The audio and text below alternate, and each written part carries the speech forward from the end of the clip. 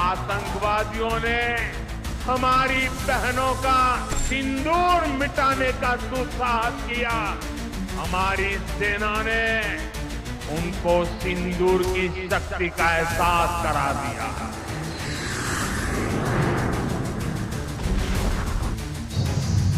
पाकिस्तान समझ ले 3 बार घर में घुस करके मारा है। भारत माता की। आखिर टीएमसी सरकार आप लोगों को लेकर इतनी निर्मम क्यों है? बंगाल का मिट्टी का इज्जत को मिला दिया। ऑपरेशन सिंदूर में हमारा विरोधी दल चला गया विदेश में और आप इधर में घूमते हैं आज खाली पब्लिसिटी करते हैं।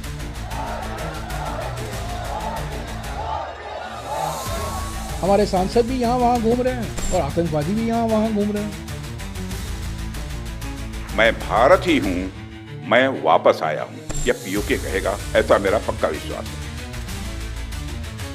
राष्ट्रपति ट्रंप सिर्फ टैरिफ की बात करते हैं और हमारे प्रधानमंत्री सिर्फ तारीफ की अपेक्षा करते हैं।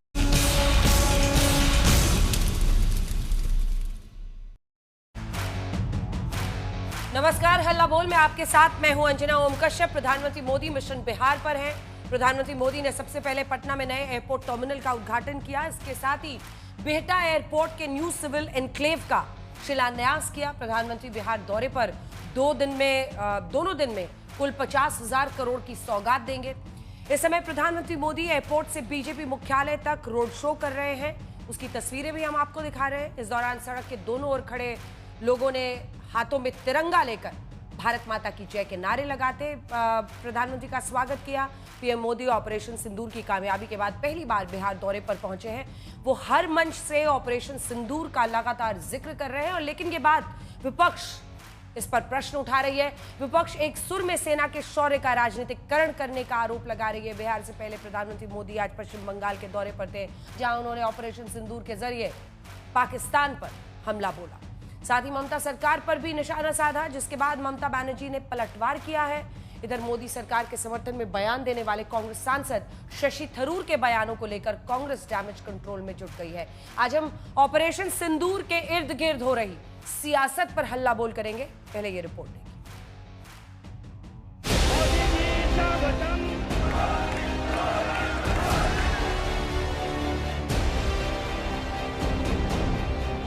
क्रांति और शांति की धरती बिहार में चुनावी चौसर बिछने लगी है, क्योंकि इसी साल बिहार में विधानसभा चुनाव होने हैं और अगले साल पश्चिम बंगाल में। इसीलिए मिशन बिहार पर पहुंचे प्रधानमंत्री मोदी का ये दौरा बेहद खास है। पीएम मोदी ने पटना एयरपोर्ट से बिहार बीजेपी मुख्यालय तक रोड शो किया। इस दौरान बीजेपी कार्यकर्ताओं का जोश हाई दिखा।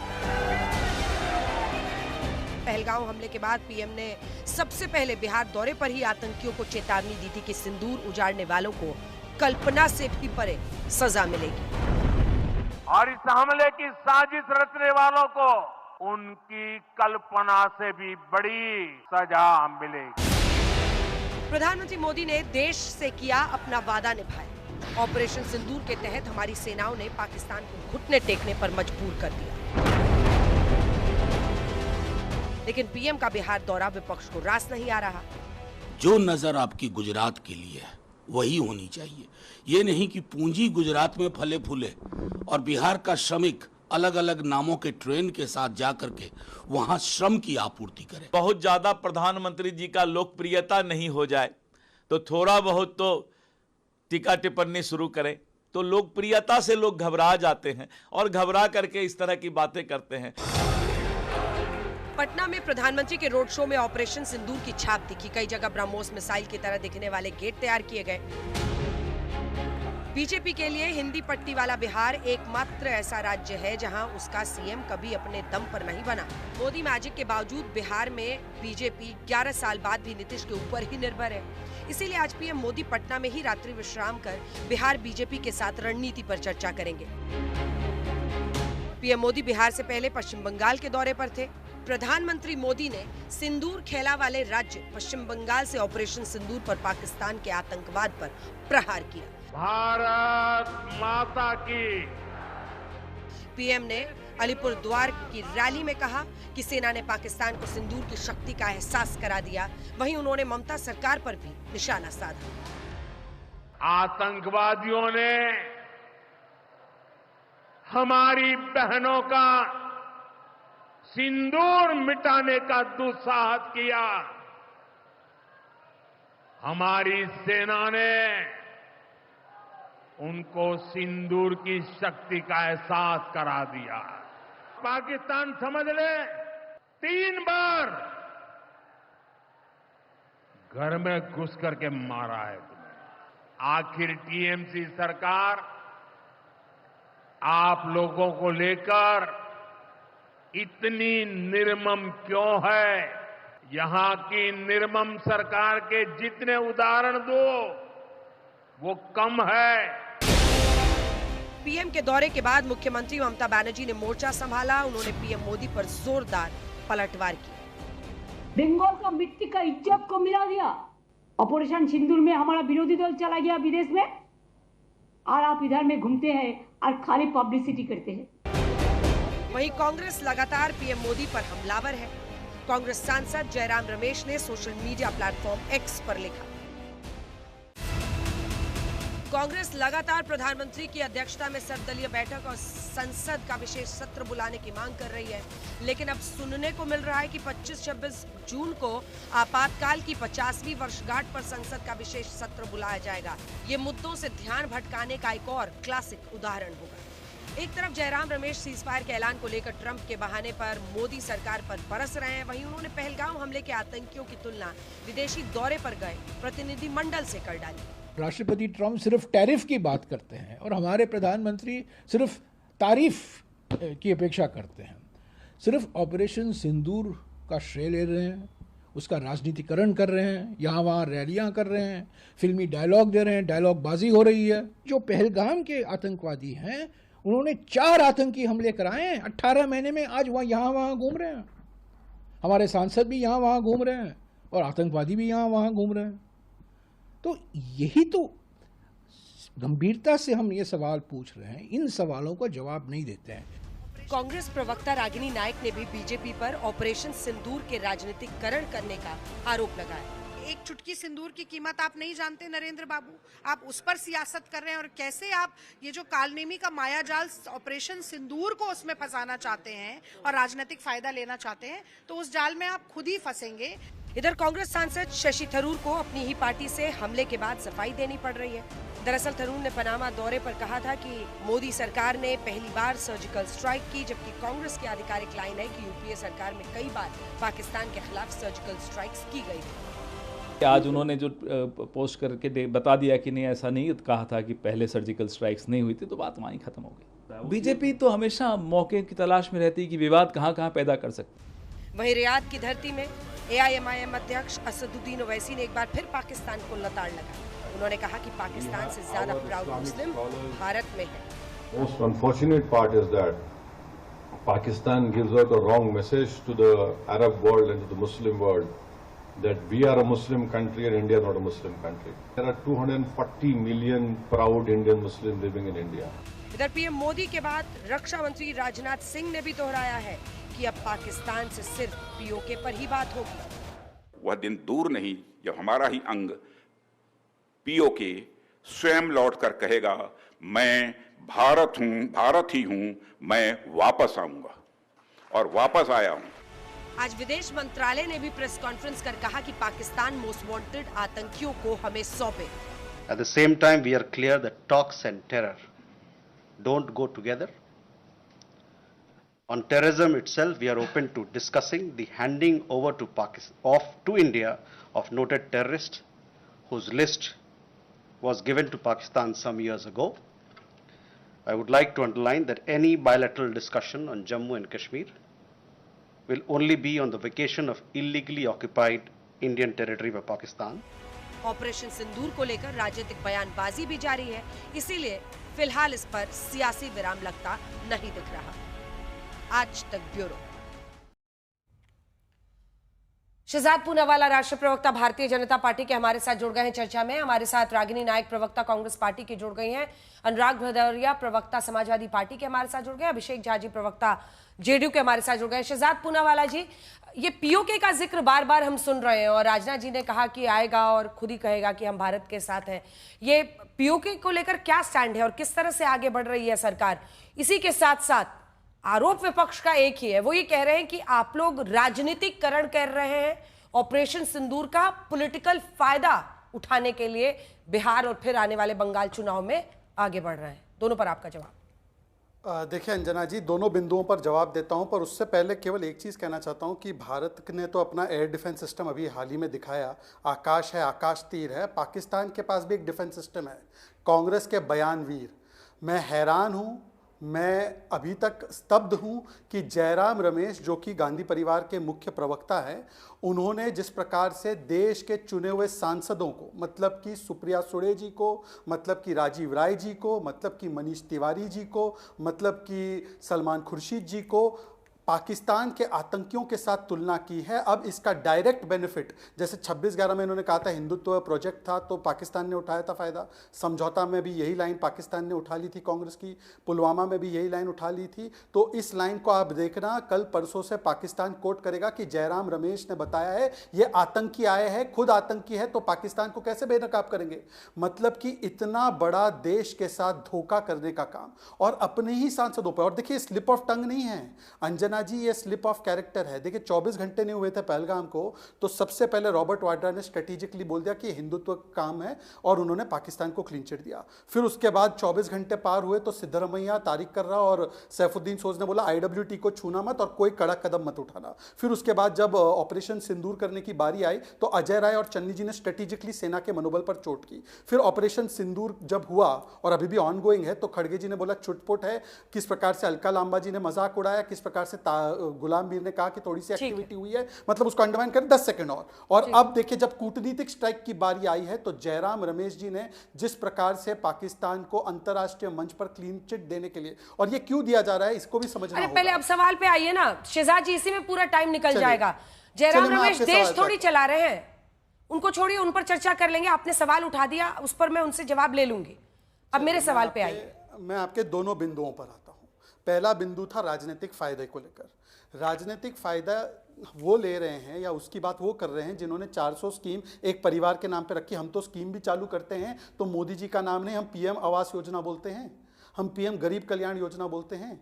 ये आरोप हम पर लगा रहे हैं। वाजपेयी जी जब गए थे डेलीगेशन का हिस्सा बनकर या हेड बनकर, तो उन्होंने तो वहां पर नरसिम्हा राव जी की सरकार की बुरी बुरी प्रशंसा की थी। यहां पर तो सर्जिकल स्ट्राइक होता है तो प्रमाण मांगते। पर मैं आता हूं रागिनी जी का प्रेस वार्ता जो उन्होंने आरोप लगाया उस पर। रागिनी जी ने कोट किया कि हम सिंदूर यात्रा निकाल रहे हैं, घर घर सिंदूर बांटेंगे। वैसे अंजना जी आप जानती है मेरी पार्टी बहुत ही इंस्टीट्यूशनल पार्टी है। कोई भी कैंपेन, तिरंगा यात्रा हो या कोई कैंपेन हो, तो हम उसको अनाउंस करते हैं जनरल सेक्रेटरी के लेवल पर। इसके तो आपने न्यूज़ भी देखी होगी कि 9 जून से हम दूसरा कैंपेन शुरू कर रहे हैं जिसका नाम है कि 11 साल का जो हमारी अचीवमेंट्स है सुशासन को लेकर, वो प्रोग्राम हम शुरू कर रहे हैं। परंतु मैं आपको बताता हूं क्रेडिट लेना क्या होता है। ये 2024 का कांग्रेस का मैनिफेस्टो है। मैं एक वाक्य पढ़कर सुनाना चाहता हूं। Congress governments fought the Wars of 1965 and 71 and protected sovereignty of India, page 45 पर है। फिर मैं रागिनी जी का एक ट्वीट पढ़कर सुनाना चाहता हूं 2023 का। Remembering Indira Gandhi, the Indira Gandhi iron lady who dissected Pakistan. Indira ji गई थी फावड़ा लेकर। फिर 2024-25 में इन्होंने कांग्रेस के ऑफिशियल सोशल मीडिया हैंडल पर खड़गे जी की फोटो के साथ लगाया, इंदिरा जी ने पाकिस्तान के 2 टुकड़े किए। सैम मैनेकशॉ जी का कहीं पर जिक्र नहीं है। फिर 2025 में हिंदू की रिपोर्ट है कि कैसे ये पोस्टर लगा रहे थे, इंदिरा होना आसान नहीं। 1971 से ही ये लोग फायदा उठाने के लिए, 2002 में भी आपने सोनिया गांधी का बयान देखा होगा कि इंदिरा ने 2 टुकड़े किए। अब मैं पूछना चाहता हूं रागिनी जी से, केवल इतना पूछना चाहता हूं मैं उनसे कि जयराम रमेश जी का जो बयान है, क्या आप मानती है कि सुप्रिया सुळे जी, क्या आप मानती है कि सलमान खुर्शीद जी ये आतंकियों के समान है? मुझे लगता है पार्लियामेंट को इनके खिलाफ रागिनी नायक जी, 2 सवाल है और देखिए सबसे बड़ा सवाल यही है कि जयराम रमेश जी ने जो कहा है बहुत ही, मतलब मुझे नहीं पता वो क्या बोलना चाह रहे थे, लेकिन सिरे से गलत है। अगर आप ये तुलना करने की कोशिश भी कर रहे हैं कि इधर आतंकी आजाद घूम रहे हैं, उधर हमारे सांसद घूम रहे हैं, मोदी विरोध में क्या कुछ लकीरें ऐसी मिटाई जा रही हैं जो कि पूरे मुद्दे की संवेदनशीलता के साथ मजाक करती हैं? और प्रश्न का दूसरा हिस्सा, इंदिरा गांधी ने पाकिस्तान के 2 टुकड़े किए, ये कांग्रेस पार्टी का हर प्रवक्ता बड़े गर्व से शो में कहता है और इस तरह की बात होगी ही होगी। फिर अगर प्रधानमंत्री नरेंद्र मोदी ऑपरेशन सिंदूर की चर्चा करते हैं तो क्यों परेशानी होती है? यह सच है कि पहली बार हमने आतंकी घटना के बाद पाकिस्तान में घुसकर उनके एयरबेसेस पर आतंकी ठिकानों पर हमला किया है। अंजना जी, आपके दोनों सवालों का मैं सिलसिलेवार तरीके से जवाब दूंगी, पर अपनी बात ये कहकर शुरू करना चाहती हूँ कि सेना के शौर्य पर सियासत करते हैं, वर्दी की कीमत क्या जाने, सूनी मांग को इंसाफ दिला न सके, सिंदूर की कीमत क्या जाने। पुलवामा से लेकर पहलगाम तक, कोविड के वैक्सीनेशन सर्टिफिकेट से लेकर ट्रेन की टिकट से लेकर देश के हर गली मोहल्ले, प्रांत, कस्बे, शहर, गांव के हर पेट्रोल पंप के ऊपर लगे होर्डिंग तक नरेंद्र मोदी जी का चेहरा है। नरेंद्र मोदी जी ने शहीदों के नाम पर वोट मांगा, नहीं नरेंद्र मोदी जी ऑपरेशन सिंदूर के नाम पर अपनी फोटो खिंचवा रहे हैं। गुजरात में गए, उन्होंने अपना रोड शो निकाला, उस रोड शो में उनके साथ कर्नल सोफिया कुरैशी या व्योमिका सिंह नहीं थी, नरेंद्र मोदी जी खुद थे। मैं तो समझती थी कि पसीना मल के चेहरा चमकाते हैं। अब सेना की वर्दी, सेना के शौर्य और मांग के सिंदूर पर सियासत करके चेहरा चमकाने की कोशिश की जा रही है। और तो और गुजरात में स्थानीय डीसी ने जाकर बात की कर्नल सोफिया कुरैशी के परिवार से कि आप भी आइए, सड़क पर खड़ी होइए और पुष्प की वर्षा करिए मोदी जी पर। वो क्योंकि चरित्र की बात की भाजपा के प्रवक्ता ने, तो मैं कहना चाहती हूँ कि नेता की प्राथमिकताएं उसके चरित्र का आईना होती हैं। तो राहुल गांधी पहलगाम जाते हैं, नरेंद्र मोदी जी जाते हैं बिहार की चुनावी रैली पर। नरेंद्र मोदी जी से पूरा विपक्ष कहता है सर्वदलीय बैठक में आइए, वो नहीं जाते हैं, गुजरात में अपने ऊपर पुष्प वर्षा करवाते हैं। उनके पास समय नहीं है विशेष सत्र बुलाने का, उनके पास समय है फोटो ऑप के लिए वर्दी धारण करके सेना की बिना सीमा पर जाए केवल स्वांग रचने के लिए इस तरीके का नजारा दिखाने का। ऑप्टिक्स पर, आउटकम पर फोकस नहीं है, नजारों पर, नतीजों पर फोकस नहीं है। और चूंकि मेरी प्रेस वार्ता का भी जिक्र हुआ, जल्दी से मैं कह दूं कि घर घर सिंदूर वितरण का कार्यक्रम होगा, ये तो भारतीय जनता पार्टी का ने ही कहा है। और मैंने तो उस पर केवल ये सवाल पूछा कि एक ब्याता के लिए सिंदूर, मंगलसूत्र और बिछिया तो ससुराल से आता है, ये सरकारी सिंदूर क्यों बांट रहे हैं? क्या ये सियासत नहीं है? और जब ये बांटने जाएंगे तो वो सारी महिलाएं, वो सारी शहीदों की विधवाएं जिनकी मांग सुनी है, वो मांग सुनी चीख चीख कर नहीं कहेगी कि वो दुर्दांत अपराधी तो पकड़े नहीं गए, आपने सीज फायर करवा दी, ट्रंप और ट्रेड के दबाव में सिंदूर पर सौदा करवा दिया। देखिए अंजना जी, ये ज्वलंत सवाल हैं आज के, जिनका जवाब एक विशेष सत्र बुलाकर मोदी जी को जरूर देना चाहिए था लोकतंत्र के सर्वोच्च मंदिर में। लेकिन आपने रागिनी जी अभी तक मेरे सवाल का जवाब नहीं दिया कि आप लोग इतने गर्व से जब कहते हैं कि इंदिरा गांधी ने पाकिस्तान के 2 टुकड़े कर दिए, तब तो आप लोग उस वक्त के तत्कालीन सैन्य अधिकारियों की तस्वीर या उनका नाम तो लेते नहीं, तो क्यों लेते हैं, क्यों श्रेय लेते हैं? अंजना जी देखिए, मैं कहूं 1971, ठीक है, और मैं किसी का नाम ना लूं, आप जनता के बीच में जब जाइएगा एक बार 1971 बोलिएगा, लोग अपने आप इंदिरा गांधी कहते हैं। और मुझे बताइए, क्या एक सांस में इंदिरा गांधी के साथ भाजपा के प्रवक्ता सैम मानेकशॉ का नाम नहीं लेते? उस समय तो कोई प्रचार तंत्र ऐसा नहीं था। आज भी अगर उनका नाम लिया जा रहा है तो क्या आपको लगता है कि उनके नाम को दबाने की, छुपाने की और इंदिरा जी को सर्वोच्च रागिनी जी, ये जवाब नहीं हुआ, ये जवाब नहीं हुआ। आज लोगों के बीच आप जाइए और सर्जिकल स्ट्राइक बोलिए तो लोग, सुनिए ना, जो आपका आर्ग्यूमेंट है वैसे काउंटर आर्ग्यूमेंट है। आज अगर आप सर्जिकल स्ट्राइक कहिए तो लोग, जनता तुरंत मोदी का नाम लेंगे। उस हिसाब से तो जनता भी मोदी का नाम लेती है, सर्जिकल स्ट्राइक सुनते ही लेती है, पाकिस्तान पर हमला करने के नाम से ही मोदी का नाम लेती है, तब तो फिर वो भी जस्टिफाइड है। अरे बात तो सुनिए, देखिए अगर आपको ऐसा लगता है कि 2025 कहा जाए और उसमें नरेंद्र मोदी जी का नाम इतिहास लेगा, तो वो मुझे लगता है कि आपका विवेक है, वो मैं जनता के ऊपर छोड़ देती हूँ। हो सकता है आपको मेरी बात सही ना लगी हो, जनता के ऊपर। देखिए आज का जो जज है वो तो आपके दर्शक हैं। मैं आपको प्रसन्न करने के लिए तो चैनल पर नहीं आई हूँ, मैं अपनी बात रखने के लिए आई। और दूसरी बात भी बोल देती, देखिए मौका मोदी जी के भी पास था। आपने पीओके पे सवाल पूछा, भाजपा के प्रवक्ता कन्नी काट गए, एक शब्द नहीं बोला।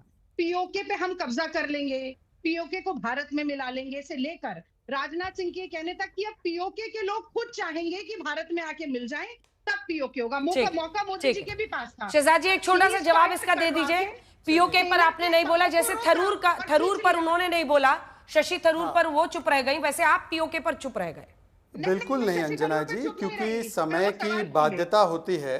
अंजना जी एक एक करके जवाब देते हैं। आपने आ रही हो अंजना जी, देखिए उत्तेजित नहीं होना है, कतई उत्तेजित नहीं होना है। पाकिस्तान बेनकाब हो रहा है, रागिनी जी को काहे इतना दर्द हो रहा है? सुनिए ना भाई, एक एक करके। देखिए पर्सनल कमेंट ना करें तो ना भाई अंजना जी, अंजना इस जी तरीके की बात ना चलिए पर्सनल कमेंट नहीं करता हूं, पर आप सांसदों को आतंकी बुला दे, ठीक है, सांसदों को आतंकी बुला दो, सड़क का गुंडा बुला दो, सेना के प्रमुख को। अंजना जी मैं जवाब दूं क्या? वो पिछली बार फिर से मुझे S-400 और आकाश तीर निकालना पड़ेगा। कितने टर्किश ड्रोन आते रहेंगे? अब अंजना जी जवाब देने दीजिए। आप POK से ही शुरू करते हैं। अंजना जी चलिए, इनको तो अमेरिकन और रशियन और विदेशी सारे अच्छे लगते हैं, इटालियन वगैरह ना। चलिए एक उन्हीं के तथ्य से शुरू करते हैं। US स्टेट डिपार्टमेंट का 1971 के बाद का, आप देख लीजिए उनके वेबसाइट पे लगा हुआ है कि 1971 में बाबू जगजीवन राम ने इंदिरा जी से कहा और मिलिट्री लीडर्स ने कहा कि आप POK ले लीजिए और आप करतारपुर साहिब ले लीजिए। इंदिरा जी ने UN के प्रेशर में आके सीज फायर किया। ये ऑन रिकॉर्ड है, US स्टेट डिपार्टमेंट में है। ये बता दीजिए कि आप POK 1994 तक, जब तक असेंबली ने, लोकसभा और राज्यसभा ने एक यूनानिमस रेजोल्यूशन पारित नहीं किया, तब तक क्या स्टैंड क्या था? आपने तो 1968 में जम्मू कश्मीर के कई हिस्से देने की बात कर दी थी पाकिस्तान को, 828 स्क्वायर किलोमीटर भी सौंप दिया था। और इतना ही नहीं, आपने तो दबाव में आकर जम्मू कश्मीर के ऊपर अमेरिका के हस्तक्षेप को भी स्वीकारा था। ये रोनाल्ड रेगन का पत्र है राजीव गांधी को, पर छोड़ देते। यूनाइटेड नेशंस कौन ले गया था प्लेबिसिट के लिए? वल्लभ भाई पटेल के खिलाफ जाकर, वो भी आज सार्वजनिक मंच पर आ चुका है, उस पर भी नहीं जाते। अरे जब हमने 370 जम्मू कश्मीर से हटाया, उसका विरोध किसने किया? कांग्रेस, फारूक अब्दुल्ला साहब और कांग्रेस में विशेषतः सैफुद्दीन सोज। सैफुद्दीन सोज वो व्यक्ति है जो कहते हैं POK लेना नहीं है, ऑन रिकॉर्ड बयान है, इंडिया टुडे में छपा हुआ है। फारूक अब्दुल्ला का कोट अनकोट बयान है कि POK की तरफ देखना भी मत, क्योंकि पाकिस्तान ने कोट अनकोट चूड़ियां नहीं पहन रखी है, उनके साथ आप अलायंस पार्टनर हो। मैं तो कहता हूं कि 1994 के रेजोल्यूशन पर हम अड़ी गए। आप बताइए कि फारूक अब्दुल्ला के साथ है या रेजोल्यूशन के साथ है? चलिए छोड़ देते हैं इस विषय पर, दूसरी बात पे आते हैं। क्या कहती है? नहीं 10 सेकंड मैम, 10 सेकंड। अरे दो लोग इंतजार कर रहे हैं, वो दर्शक बनने के लिए थोड़ी शो में आए हैं। नहीं बिल्कुल कोई दर्शक बनने नहीं आया है।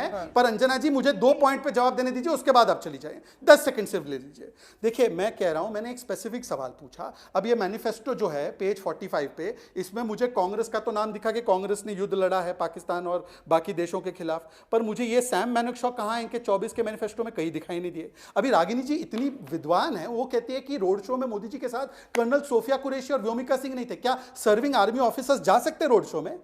उनके परिवार के सदस्य थे वहां पे। पर मैं आपसे पूछना चाहता हूं कि आप तो बहुत सिंदूर का और वर्दी का सम्मान करती है ना। छुटपुट कार्रवाई खड़गे जी ने बोला, सड़क का गुंडा बोला कांग्रेस के नेताओं ने, आपने बोला थोड़ी सी एक्टिविटी हुई है, ब्लू स्टार से आपने तुलना कर दी। अजय राय सम्मान कर रहे थे सिंदूर का, आप चंडी जी सिंदूर का और वर्दी का सम्मान कर रहे थे। रागिनी जी स्पेसिफिक जवाब दीजिए इसका। जैसे POK पे मैंने उनसे स्पेसिफिक जवाब लिया, उम्मीद है इस बार आप रागिनी नायक जी जो स्पेसिफिक सवाल थे उसके जवाब देंगी। एक तो वही शशि थरूर। देखिए शशि थरूर किसके लिए झुक रहे हैं नहीं झुक रहे, ये अलग कहानी है, लेकिन वो तो सीधा कह रहे हैं कि पहला स्ट्राइक 16 में हुआ है। ऐसे में क्या कांग्रेस पार्टी ने पहले के 6 स्ट्राइक्स किए थे? इस पर आप लोगों को क्या बता रहे हैं? क्योंकि उन्होंने तो उसको सिरे से इनकार कर दिया। और दूसरा क्या वाकई जयराम रमेश जी ये कह रहे हैं कि इधर आतंकी घूम रहे हैं, उधर हमारे सांसद घूम रहे हैं, तुलना कर रहे हैं? बिल्कुल ऐसी तुलना नहीं की गई है अंजना जी। मुझे लगता है कि संदर्भ से हटाकर बात को देखा जाए तो अर्थ का अनर्थ हो जाता है। शशि थरूर जी की बात मैं जरूर कहना चाहती हूँ। शशि थरूर जी ने एक बयान दिया और उसके बाद कांग्रेस के मीडिया संभाग के जो हमारे चेयरमैन हैं पवन खेड़ा जी ने ट्वीट किया और कहा कि शशि थरूर जी ने स्वयं ये बात स्वीकारी थी। अपनी किताब जो उन्होंने लिखी थी उसमें उन्होंने लिखा द पैराडॉक्सिकल प्राइम मिनिस्टर में कि भाई सर्जिकल स्ट्राइक हुई है, यूपीए के समय पर हुई है और डॉक्टर मनमोहन सिंह जब प्रधानमंत्री थे तब हुई है। अब जो विरोधाभास था उसके ऊपर शशि थरूर जी ने सफाई दे दी है। मैं समझती हूँ कि इस बात को तूल देने के बजाय आज जो एक बड़ा संदेश लेकर तमाम विपक्षी दल के नेता गए कि हम दलगत राजनीति नहीं दलगत एकता करते हुए भारत की छवि के लिए पाकिस्तान के नापाक इरादों को बेनकाब करने के लिए वहां जाएंगे, वो तो दोयम हो गया। और शशि थरूर जी के ऊपर ये कंट्रोवर्सी बनाने की जो बात हो रही है, मैं समझती हूँ ये भी भारत की माफ कीजिए भारतीय जनता पार्टी की डिस्ट्रैक्शनरी पॉलिटिक्स है। मैंने सैम मानेकशॉ का नाम इसलिए लिया क्योंकि उनका नाम देश की जनता को आज भी याद है। मोदी जी ने कितनी बार अपने मुंह से देश के आर्मी चीफ का नाम बधाई देते हुए या नेवल चीफ का नाम या मुझे बताइए एयरफोर्स के चीफ का नाम लिया। और मैं कहती हूँ एक भी होर्डिंग पोस्टर अगर ऐसा लगा हो जिसमें कि केवल आर्मी हो और नरेंद्र मोदी जी ना हो तो मैं मान लूंगी कि इस पर सियासत नहीं हो रही है। देश का कोई कोना ऐसा नहीं है जहां पर मोदी जी अपना चेहरा ना चमका रहे हैं। असल में दिक्कत यह है कि ऑपरेशन सिंदूर, एक मिनट अंजना जी, एक लाइन बोल दूं, ऑपरेशन सिंदूर का गुणगान पूरा देश कर रहा है, लेकिन मोदी जी का गुणगान नहीं हो रहा है। तो मोदी जी के लिए जरूरी है, उनकी संतुष्टि तब होगी जब उनका गुणगान हो। और इंदिरा गांधी नहीं डरी जब 7वां बेड़ा खड़ा था बंगाल की खाड़ी में। आप क्यों डर गए ट्रंप से? आपने क्यों सीज फायर करवा दी? आज तो देश की जनता आपसे ये सवाल पूछ रही है ना, शहजाद पूनावाला। कहाँ पूछ रही है? कहाँ पूछ रही है? कांग्रेस पार्टी पूछ रही है। देखिए सवाल ये है ना रागिनी जी, सवाल ये है कि विदेश मंत्रालय ने बार बार साफ किया है, लेकिन अगर एक मतलब हमें ट्रंप को और पाकिस्तान पर ज्यादा भरोसा करना है तो ये चॉइस तो है ही इस देश के सामने। अभिषेक जी, क्या राजनीतिक, और हम खास तौर पर महिलाओं के एंगल से इस मुद्दे को उठाना चाहते हैं, क्योंकि सिंदूर दानी बांटना जैसा यूपी में कराया जा रहा है, अभी तक कंफर्मेशन नहीं हुई है कि क्या वाकई सिंदूर बांटने की कोई प्रोग्राम बीजेपी शुरू करने वाली है। लेकिन अगर हम महिला वोटर्स आपको दिखाएं तो बिहार हो, पश्चिम बंगाल हो, हमने दोनों ही जगह के आंकड़े निकाले हैं, क्योंकि हालिया दिनों में हमने देखा है महिला वोटर्स की तरफ अपनी अपील ले जाने के लिए तरह तरीके से अपनाए जाते हैं जो हथकंडे हैं। बंगाल में महिला वोटर किसके साथ है जब हम दिखा रहे हैं तो 2021 विधानसभा में टीएमसी की तरफ आधी महिलाएं गई थी 50%, और 37% गई थी भारतीय जनता पार्टी के साथ। अगला दिखाइए, जो कास्ट ब्रेकअप इसमें है वो अब आपको दिखा रहे हैं 45% और बीजेपी की तरफ 43%, जो सवर्ण महिलाएं, यहां पर भी एक बड़ा हिस्सा गया था। ओबीसी महिलाएं लेकिन एक तरफा तरीके से 54% गई थी बीजेपी की तरफ और टीएमसी की तरफ 36%। जो अगला ग्राफिक है दिखाइए, दलित महिलाएं अगर आप देखिए तो वो भी बहुत अच्छे गैप के साथ, आप कह सकते हैं लगभग 12% के गैप के साथ 14% के वो बीजेपी की तरफ थी। आदिवासी महिलाएं लेकिन ज्यादा टीएमसी की तरफ थी, और मुस्लिम महिलाएं अगर आप देखिए तो वो एक तरफा 75% वोट मुस्लिम महिलाओं का सीधा गया था टीएमसी को, और बीजेपी को सिर्फ 7%। अब बिहार में आपको जल्दी से ब्रेकअप दिखा देते हैं। जो ओवरऑल अगर आप देख रहे हैं तो भारतीय जनता पार्टी की तरफ 38% है, बहुत कम का गैप है 1% का, 37% महागठबंधन की तरफ जिसमें आरजेडी, वामदल सभी शामिल थे, कांग्रेस, इधर अन्य को 25% गए। अब अगला दिखाइए कास्ट वाइज, यहां पर भी अगर आप ब्रेकअप देखिए तो 59%, 59% सवर्ण महिलाओं ने बीजेपी को दिया, 12% महागठबंधन को, 29%। तो यहां पर नंबर 3 पर रहा था महागठबंधन। वहीं यादव महिलाएं अगर आप देखिए एक तरफा वोट, मतलब अगर पुरुष भी हैं तो सब है, वो आरजेडी की तरफ वोट जाता है, 82% वहां पर गया। अगला दिखा दीजिए, क्योंकि इससे आपको एक समझ में आएगा, सब अपने अपने वोट को रिझाने की जो कोशिश करते हैं। 63% एनडीए की तरफ जो ओबीसी महिलाएं हैं, और बहुत बड़ा गैप है, बाकी दोनों 18-19% पे है। अगला दिखाइए, और ओबीसी मतदाता बड़े पैमाने पर अगर आप देखिए तो वो रहा है बीजेपी के साथ। वहीं अगर आप एनडीए में देखिए तो 33% जो दलित महिलाएं हैं वो भी इधर गई थी, और इसके लिए एक बड़ा फैक्टर नीतीश कुमार को भी माना जाता है, 24% महागठबंधन की तरफ, लेकिन सबसे ऊपर है 43% के साथ अन्य। तो ये अपने आप में बहुत बड़ा टेलिंग फैक्टर है। और मुस्लिम वोट में एकदम एक तरफा था बीजेपी, वही चाहे बंगाल हो चाहे बिहार हो, 6% 7% पे अटकी, और 74% एक तरफा महागठबंधन को गया था। ये दिखाते हुए अभिषेक झा जी आपके पास आते हुए, क्या पॉलिटिकल फायदा उठाया जा रहा है? अंजना जी, हमने कई मौकों पर इस बात को स्पष्ट किया है और मजबूती से इस बात को रखा है कि पहलगाम में हमला होता है, हमारी सेना मुंहतोड़ जवाब देती है, ऑपरेशन सिंदूर इसका नाम रखा जाता है। हमारे देश की 2 वीर बहनें आकर सेना की तरफ से सारी चीजों को ब्रीफ करती हैं। इन सब का चुनाव से कोई लेना देना नहीं। अरे सिर्फ इस साल बिहार में ही चुनाव है ना, लोकसभा में 4.5 साल का वक्त बचा है, अगले साल अन्य प्रदेशों में चुनाव होने, वो सारी बातें हैं।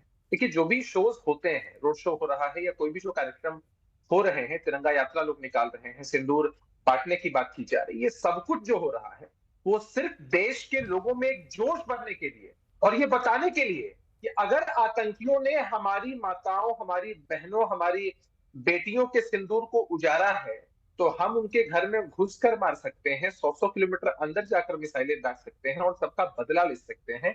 ये सिर्फ एक देश में सकारात्मक माहौल बने, इसलिए चीजें होती हैं। मुझे ये बात समझ में नहीं आती है कि हाँ ठीक है, कुछ समय बीत चुका है तो विपक्ष के चेहरे पर से मुखौटा उतर चुका है कि पहले ये कहते थे कि हम हर मसले पर मजबूती से सरकार के साथ खड़े हैं, सरकार जो फैसला करती है वो एकदम सही है, पाकिस्तान को, आतंकियों को मुंहतोड़ जवाब मिलना चाहिए। लेकिन जैसे जैसे समय बीता है, चीजें शिथिल हुई हैं, हमारे विपक्ष के साथियों का असली चेहरा उजागर होता चला गया है। इनको लग रहा है कि जिस तरह से सरकार ने एक मजबूत इकबाल का प्रदर्शन किया, सेना ने जिस तरह से मुंहतोड़ जवाब दिया, उससे देश में एक सकारात्मक माहौल बना है और हो सकता है कि इसका फायदा एनडीए के कुनबे को मिले। अरे भाई, आप चिंतित क्यों हो रहे हैं? जब आपने हमें समर्थन दे ही दिया, सरकार एनडीए मोदी जी को समर्थन दे ही दिया ऑल पार्टी मीटिंग में, तो जो कुछ हुआ है उसमें आपकी भी सहभागिता है, हर देश के नागरिक की सहभागिता है। और ये जो भी कार्यक्रम है कोई पॉलिटिकल कार्यक्रम नहीं है, ये चुनाव के मद्देनजर हम प्रोग्राम्स नहीं कर रहे हैं। ये प्रोग्राम सिर्फ इसलिए हो रहे हैं कि लोगों के अंदर जो नेगेटिविटी आई थी कि इस तरह से हम मरमाहत हो गए थे, चीजें बहुत सकारात्मक दिशा में जा सकी।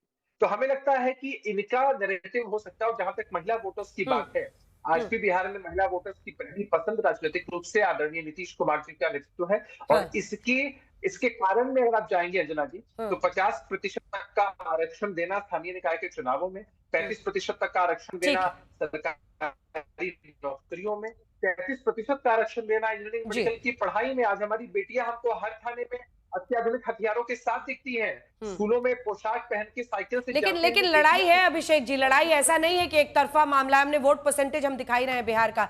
अनुराग भदौरिया जी, 100 बात की एक बात यह है कि ऐसा लगता है कि विपक्ष इस बात से बहुत ग्रसित है कि कहीं बीजेपी को, नरेंद्र मोदी को इस ऑपरेशन सिंदूर का फायदा ना हो जाए। सच है? देखिए विपक्ष नहीं, सत्ता पक्ष को ही लग रहा है कि हमें इसकी क्रेडिट कैसे बटोरना है। विपक्ष तो राष्ट्र के साथ खड़ा है। विपक्ष के नेता तो देश की राष्ट्र की बात कर रहे हैं, राष्ट्र की एकता की बात कर रहे हैं, विदेश की धरती पे जाके पाकिस्तान को बेनकाब कर रहे हैं। लेकिन भारतीय जनता पार्टी के नेता किसकी भाषा बोल रहे हैं? क्या वो पाकिस्तानी भाषा नहीं है? वो जिस तरह के इनके नेता आपने इनके विजय शाह है, अब कौन सी भाषा बोल रहे हैं? अपनी सेना के अधिकारियों का अपमान कर रहे हैं। इनके रवि कुमार हैं, ये भी तो पाकिस्तानी भाषा बोल रहे हैं। अपने ऐसे अधिकारी को फौजिया जी को बोलते हैं लगता है पाकिस्तान से आई है। दूसरे इनके रामचंद्र जाखड़ा जी हैं, वो तो हमारी जो बेटियां बहनें जो जिनका मांग का सिंदूर उजड़ा है, उनमें उन वीरांगना का भाव नहीं दिखाई दे रहा है। अरे भैया, मैंने वीरांगनाओं को जब जब देखा, लोहा देखा, तपते देखा, पिघलते देखा, ढलते देखा, मैंने उनको गोली जैसा चलते देखा। और वो जब मुसीबत में अपने बच्चों को, परिवार को समेटे हुए थी, उनके पति चले गए तो उसके बावजूद भी अपने बच्चों को समेटे हुए आज भी पाकिस्तान आतंकियों के खिलाफ, पाकिस्तान के खिलाफ मुखर होकर बोल रही है। वो वीरांगना नहीं है तो क्या है? और आप उनकी वीरांगना पे सवाल उठाते हैं। कमाल की बात कर रहे हैं आप भी। और दूसरी बात, जब जब इनके नेता मुंह खोल रहे हैं तो क्या बोल रहे हैं? एक पठानिया है इनके, उधमपुर के विधायक थे, वो एयरफोर्स पे सवाल उठा रहे हैं। अब सोचिए आप, इनके नेता हमारी सेना पे सवाल उठा रहे हैं, हमारी बहन बेटियां जिनका सिंदूर उजड़ा है उनकी वीरांगना पे सवाल उठा रहे हैं, एयरफोर्स पे सवाल उठा रहे हैं। और तो और कई तो नेता इनके डिप्टी सीएम ऐसे, उन्हें पता ही नहीं चलता है कि उनके राज्य का सपूत शहीद हो गया है। तो कौन है यहाँ पाकिस्तान की भाषा बोल रहा है? भारतीय जनता पार्टी के नेता। और विपक्ष के नेता क्या बोल रहे हैं? इनको आईना दिखा रहे हैं। चाइना जो हमारा नंबर 1 दुश्मन है, लगातार आदरणीय नेताजी बोलते रहे, और चाइना दुश्मन है। उस चाइना को आप जो वहां पे चाइना हथियार सप्लाई कर रहा है पाकिस्तान को, उस चाइना का आप यहाँ इन्वेस्टमेंट करा रहे हैं उत्तर प्रदेश के अंदर में, देश के अंदर में 2500 करोड़ का इन्वेस्टमेंट अभी आपने अलाउ किया है कि फुटवेयर में आके करेगा। वो चाइना जो हमारा दुश्मन देश को सप्लाई कर रहा है हथियार, उसको आप अपने देश में व्यापार बढ़ाने का मौका दे रहे हैं। ये क्या है? इसमें जवाब कौन देगा? एक तरफ आप बोलते हो कि सारी प्रोडक्ट है, घर में देखोगे तो सब चाइनीज प्रोडक्ट मिलेंगे, तो फिर आप चाइना को क्यों बढ़ावा दे रहे हो हमारे देश के अंदर? एक करके जवाब मेरे देश के अंदर में। और इसके लिए शहजाद जी, आप विपक्ष के नेताओं को ब्लेम नहीं कर सकते हैं। आपके एमपी के मंत्री से लेकर आपके अनेकों नेताओं ने इतने संवेदनहीन और आपत्तिजनक बयान दिए हैं, इसका क्रेडिट तो आप ही को लेना पड़ेगा, आपकी पार्टी को लेना पड़ेगा। देखिए, ऐसा है अंजना जी, मैं इस सवाल पे 20 सेकंड में आता हूं, पर शुरुआत करता हूं जो अनुराग जी ने कहा। नहीं, अरे आप तय करेंगे क्या भाई साहब? आप अपनी पार्टी की तो लाइन तय कर लो, आप पार्टी की लाइन तय कर लो ना। और ऑल पार्टी डेलीगेशन में आतंकी है या सांसद है वो तय कर लो। मेरे पे सवाल मत उठाओ अंजना जी। देखिए, मैंने किसी के बीच में नहीं बोला। ठीक है, बोलिए शहजाद के बीच में नहीं बोला। अभी हरे ड्रोन आएंगे तो फिर से अंजना जी वही हो जाएगा ना। हरे ड्रोन आएंगे तो फिर मुझे उड़ाना पड़ेगा। अंजना जी शहजाद जी बोलिए, कृपया करके डिबेट में हरे नीले मत क्या करो, मानसिकता जो। शहजाद जी जल्दी बोलिए। देखिए अंजना जी, जैसे एक गुड टेरर और बैड टेरर नहीं होता ना, तो ये अनुराग जी को बताइए, ये गुड एसपी और बैड एसपी नहीं होती। ये समाजवादी के गुड एसपी बन के आते हैं यहाँ पे, बोलते हैं हम तो साथ है जी, और इनके लाल बिहारी यादव बोलते हैं पहलगाम करवाया गया। इनके राम गोपाल यादव जी बोलते हैं कि व्योमिका सिंह जी डैश डैश है, हम तो माफी मांगते हैं विदाउट कंडीशन। राम गोपाल यादव जी के लिए माफी मंगवा के दिखाइए। देखिए क्या बोला, अब देखा अंजना जी, हम में और इनका अंतर, हम अनकंडीशनली अपोलोजाइज करते हैं, ये अनकंडीशनली डिफेंड करते हैं। अंजना जी ऐसे तो आपकी डिबेट कभी नहीं होती। अनुराग जी क्या तरीका है? अनुराग जी फिर बिना मतलब का मुझे ऑडियो कम कराना पड़ेगा। उत्तेजित हो रहे भाई, ज्यादा ही कुछ उत्तेजित हो रहा है, पता नहीं इतना तो उत्तेजित पाकिस्तान नहीं हो रहा बेनकाब होने पे। अंजना जी ये क्यों है? आवाज नीचे कर दीजिए। शहजाद जी जल्दी बोलिए। हाँ मैं जल्दी ही बोल रहा हूँ, मैं कैसे बोलूं पर ये इतने स्पीड ब्रेकर डालेंगे तो कैसे मेरी गाड़ी कैसे आगे बढ़ेगी? सुनिए, मैं बोल रहा हूं कि गजब की एकता है भाई। मतलब कि ऑल पार्टी डेलीगेशन में राजीव राय को चलता घूमता आतंकी बोला है कांग्रेस ने, ये गजब की एकता है। ये ऑपरेशन सिंदूर को फेलियर बोला है संजय राउत ने, ये गजब की एकता है। ऑपरेशन सिंदूर के कूटनीतिक स्ट्राइक पे, मतलब कि ये जो ऑल पार्टी डेलीगेशन गए उस पर टूर ट्रैवल बारात ना जाने क्या क्या बोला, ये गजब की एकता है। IWT नहीं सस्पेंड होना चाहिए, लेफ्ट ने प्रोटेस्ट निकाला, ये इनके साथी है, गजब की एकता है, गजब की एकता है भाई। और चीन पे कौन ज्ञान दे रहा है? चीन पे वो पार्टी ज्ञान दे रही है जिनकी एक अलायंस पार्टनर कांग्रेस चाइना के साथ MOU करके बैठी है, दूसरी अलायंस पार्टनर लेफ्ट जो चाइना के सेंटेनरी ईयर्स को सेलिब्रेट करती है कम्युनिस्ट पार्टी के, और कहती है IWT बंद नहीं होना चाहिए, और जाकर बोलती है कि 1962 में जो खून दिया भारत के सेना को वो गलत दिया। गजब की इनकी एकता है, समझ में नहीं आता। अब मैं आना चाहता हूं दूसरे पॉइंट पे। अब जो रागिनी जी ने कहा मैंने थरूर जी की किताब पढ़ ली। अच्छी बात है, थरूर जी की किताब पढ़ी, तो ये बताओ DGMO स्ट्राइक अनाउंस करते जैसे 2016 में रणबीर सिंह लेफ्टिनेंट जनरल ने किया था, आपके समय पर पहले तो 2, 6, 9, 11 ऐसे 3-4 आंकड़े हैं। किसने अनाउंस किया था DGMO की तरफ से? बताइए वो कौन अनाउंस किया था, और 26/11 के बाद कौन सी सर्जिकल स्ट्राइक फली मेजर के कहने पर की थी? जरा स्पेसिफिकली जवाब दीजिए। मनमोहन सिंह बोलकर आए कि मैंने अटैक नहीं किया, ये मेरी उपलब्धि है। मनीष तिवारी की किताब में है 10 फ्लैश पॉइंट्स 20 वॉर्स, ऐसे कुछ उनकी किताब का नाम है, 10 फ्लैश पॉइंट्स नाम है। उसमें उन्होंने कहा कि काइनेटिक एक्शन नहीं लिया गया। और बराक ओबामा, क्योंकि आपको प्रेसिडेंट की बात बहुत अच्छी लगती है यूएस के, बराक ओबामा ने लिखा है कि Manmohan Singh did not take the action because he feared कि इसका पॉलिटिकल फायदा कोई और उठाना ले जाए। ये स्टेटमेंट है। और मीडिएशन वो होता है मैडम जब IWT में आप वर्ल्ड बैंक को दावत दे देते हैं। आज वर्ल्ड बैंक बाहर चला गया IWT। एक खबर आ रही है, आपको बीच में रोक रहे हैं जरा। मोदी सरकार के 11 साल होने पर मंत्रियों को निर्देश दिए गए हैं। सूचना प्रसारण मंत्रालय बनाएगा बुकलेट, और जो सरकार के कामकाज है सभी 11 जो सभी मंत्री हैं वो 11 साल की उपलब्धियों का विवरण देंगे, लोगों के बीच जाकर बताएंगे उन्होंने क्या काम किया है। सोशल मीडिया पर उपलब्धियों का प्रचार करेंगे अलग अलग विभाग। 9 जून को मोदी सरकार के तीसरे कार्यकाल का 1 साल पूरा हो रहा है और साथ ही 11 साल का समय भी हो रहा है। इस मौके पर सभी मंत्रियों को निर्देश दिए गए हैं। सभी मंत्रियों से अपने मंत्रालय की पिछले 1 साल की और 11 साल की उपलब्धियों का विवरण देने के लिए कहा गया है। सूचना प्रसारण मंत्रालय बुकलेट बनाएगा और सभी जो मंत्रालय हैं वो सोशल मीडिया के जरिए लोगों के बीच अपनी उपलब्धियां पहुंचाएंगे। पहले और आज की हालात की तुलना भी की जाएगी। 2 लाइन में शहजाद जी अपनी बात पूरी कीजिए, फिर जवाब लेंगे रागिनी जी से। रागिनी जी ने कहा कि मैंने थरूर जी की किताब पढ़ ली है। अब रागिनी जी आप जरा बताइए, राहुल गांधी बोलते हैं यूपीए ने 3 सर्जिकल स्ट्राइक किया, राजीव शुक्ला ने 6 का आंकड़ा दिया है, अशोक गहलोत ने 15 का आंकड़ा दिया, किसी ने 11 का आंकड़ा दिया, शरद पवार जी ने 4 का आंकड़ा दिया, और पवन खेड़ा ने बोला मैंने किए हैं। मुझे बता दीजिए कि किस DGMO ने ये 6, 2, 4, 5, 15, 11, क्योंकि RTI में तो कुछ और जवाब आया। रागिनी जी आपसे अपेक्षा है कि इसका स्पेसिफिक जवाब दीजिए। 26/11 के बाद कौन सी सर्जिकल स्ट्राइक हुई, जरा कोट करके बताइए। फली मेजर के कहने पर कौन सी स्ट्राइक की थी आपने? बताइए रागिनी जी। अंजना जी, मैंने जो ये एक्सर्प्ट दिखाया, क्योंकि आपने कहा कि शशि थरूर जी की बात पर स्पेसिफिक जवाब दीजिए, उनकी किताब का ही एक्सर्प्ट है जिसमें वो कह रहे हैं the shameless exploitation of 2000 surgical strikes along the line of control with Pakistan end of a military red in hot pursuit of rebels in Myanmar, so on and so fourth. वो ये कहना चाहते हैं कि गाल बजाना सर्जिकल स्ट्राइक पर 2016 से शुरू हुआ। हमारे समय पर जब यूपीए की सरकार थी तो सर्जिकल स्ट्राइक जब की जाती थी तो वो एक डिस्क्रेशन और नॉन पार्टिजानशिप को ध्यान में रखकर की जाती थी। ये किताब आप भी पढ़ लीजिए। अच्छा, चीन पर बात हुई, मैं अब चीन पर आना चाहती हूँ। बीच में मत बोलिए, आपने अपना जवाब बताइए ना। कांग्रेस के 6 बताएं। क्या मैं जवाब दे सकती हूँ? ठीक है शहजाद जी वो जवाब दे रही है, इसका जवाब दे रही है, वो बताएंगे कितने सर्जिकल स्ट्राइक्स कुल किए गए थे रागिनी जी, और क्यों नहीं बताया गया था? अभी तो आप लोग ये भी पूछते हैं कि स्ट्राइक किया तो सबूत दीजिए। उस समय क्यों बता, किसके दबाव में नहीं बताया देश को? मैंने आपको अभी कहा कि एक डिस्क्रेशन और नॉन पार्टिजानशिप होती है, जिसके चलते शशि थरूर ने खुद लिखा है जब वो आ जाए आप उनसे पूछ लीजिएगा, उन्हीं ने ये कंट्रोवर्सी शुरू की। पर मुझे कुछ आगे भी तो बोलने दीजिए। आप मेरे साथ तो बार बार एक ही सवाल घुमा घुमा के पूछती हैं। मैं चीन की एक बात जरूर करना चाहती हूँ, ये जितना भी दांत निपोर लें, 1962 की तरफ अंजना जी ले जाऊंगी, बस 1 मिनट का समय मुझे दीजिए। कई टर्म के प्रधानमंत्री 72 साल के पंडित नेहरू थे, 36 साल के अटल बिहारी वाजपेयी थे, पहली बार के सांसद थे।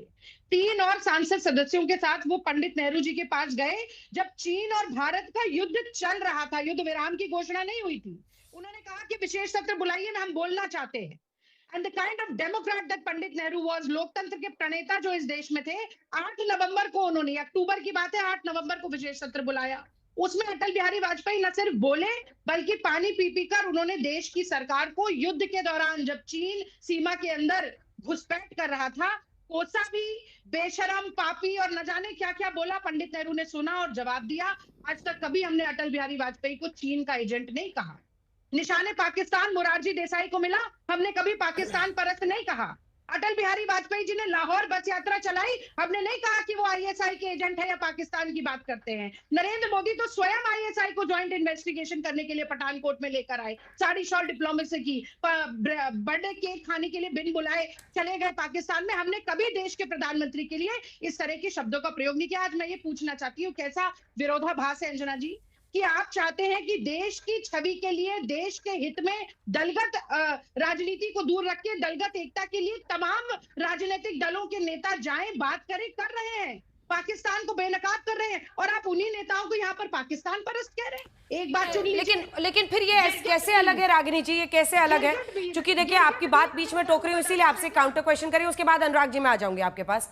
आपने खुद ही कहा कि वहां देखिए पाकिस्तान परस्त कह रहे। अरे मैडम थोड़ा सवाल भी सुन लीजिए ना, काउंटर क्वेश्चन उनसे भी कर रही हूँ, आपसे भी करूंगी, ऐसा थोड़ी है। देखिए आपने कहा कि पाकिस्तान परस्त वो कहते हैं, आपके नेता, आपके सांसद, आपके फॉर्मर मिनिस्टर थरूर जाते हैं, उनको आपकी पार्टी के नेता कह देते हैं सुपर प्रवक्ता ऑफ बीजेपी। तो कैसे आप अलग हो गए और महान पार्टी हो गए? दूसरा, आपने कहा डिस्क्रिशनरी पास, वही डिस्क्रिशनरी का नीचे में मतलब, उसका हिंदी में मतलब होता है विवेकाधीन, मतलब आप विवेक से जो भी फैसला लें। आज तो आप सेना से पूछ रहे हैं बताओ भाई कितने प्लेन गिरे, वही डीजीएमओ कर रहे हैं ना प्रेस कॉन्फ्रेंस, जिन्होंने इन ऑपरेशंस को को अंजाम दिया। आप बार बार पूछते हैं बताओ कितने प्लेन गिरे, तो फिर तब क्या विवेकाधीन? तब तो आपने सेना की विवेक पर छोड़ा ही नहीं। 2 सवाल है, दोनों का जवाब दीजिएगा।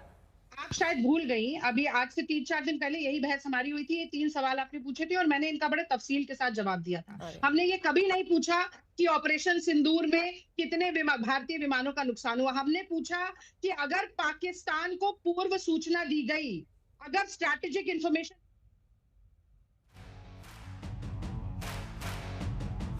इसी के साथ हल्ला बोल में इतना ही। हाँ, लेकिन उसमें ये लिखा गया था कि अगर उसकी वजह से गिरे विमान तो बताओ कितने विमान, लेकिन बहस बीच में ही रुक गई, वक्त खत्म हो गया। देखते रहिए आज।